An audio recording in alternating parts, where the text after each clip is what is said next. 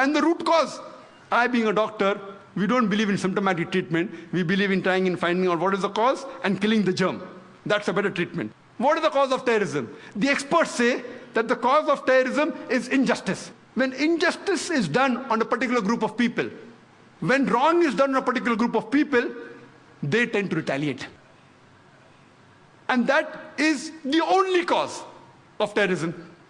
And when we realize that whether it be the 9/11, the destruction of the Twin Towers in New York, whether it be the 7th July, the bombing in London, or the serial bomb blast 93 in Bombay, or the recent bomb blast on 11th of July, whether it be the thousands of people killed in Afghanistan, in Iraq, in Gujarat, in Bosnia, whether it be in Palestine, in Lebanon, we find that behind them, the main cause are the politicians.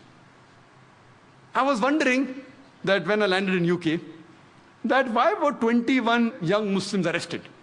The government said we were keeping track on them for several months. Many people I met who knew these people who were arrested personally. They said, impossible. They can't be involved. What we realized, that the people wait.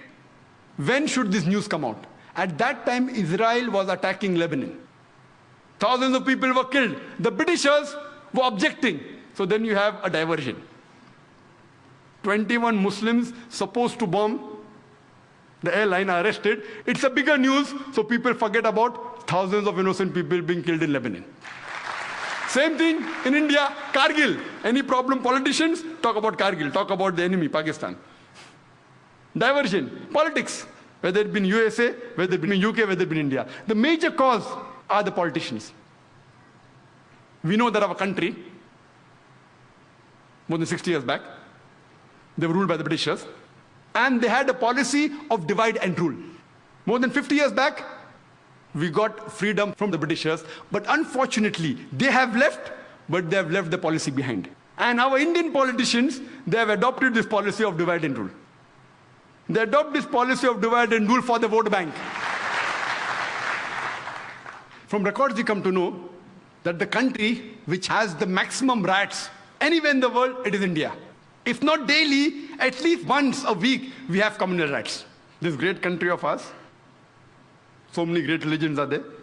Maximum riots, communal riots. And the major cause, almost all, directly and indirectly, they are the politicians. For the vote bank, for the power, for the money, they engineer these things. Otherwise, normally, I have met non-Muslims. It's my job, it's my profession. I'm a student of comparative religion. I keep on meeting different sorts of people. Generally, the common Indian, irrespective whether they're Hindu or a Muslim, they would love to live with each other harmoniously. They would love to live peacefully. We may have our differences. We don't want to fight. But it is these politicians.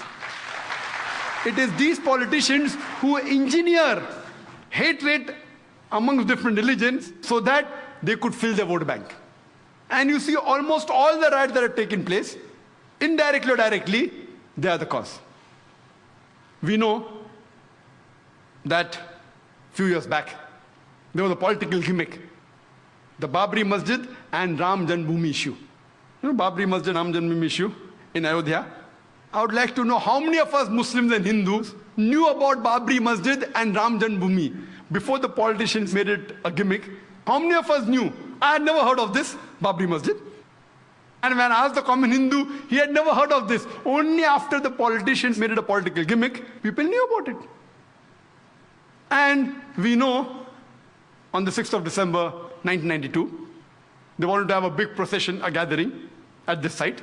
The Supreme Court had explicitly said that no gathering anywhere close to the disputed site. A group of politicians, they make it a political gimmick of Ram Janmabhoomi issue and the Babri Masjid issue. They want to gather on 6th of December. The ruling politicians know very well that they have the Supreme Court backing. They could have easily stopped the gathering, easily. But then they think, if I stop, I may lose vote. So they let the gathering take place. The gathering takes place, and then they say, spontaneously, the thousands of cars were gathered there. Spontaneously, the Babri Masjid was destroyed, spontaneously. You know, there was live recording on the various satellite channels. We know that with Trishuls and Lathis, how can you get down a structure? Is it possible? No. They had planted explosives. With this pre-planned act that planted explosives, anyone can see. You don't have to be a specialist of military. You can see it with your eyes. That explosive was planted, and that's how the structure came down. Can the structure come down with Lathis and Trishuls? Maybe George Bush saw this. 6 December 1992, that's how he had conducted the inside job of 11 September. Time does not permit me to speak about the inside job. That requires a lecture by itself. Inside job of 11 September. Many Americans have spoken about that. Maybe he saw it and he got the idea that let's conduct in New York also. Later on, what happens? This emerges into riots. Throughout the country, there were riots. It is the largest riot after partition in the whole country, where tens of thousands of innocent human beings were killed, mainly Muslims. Who's to blame?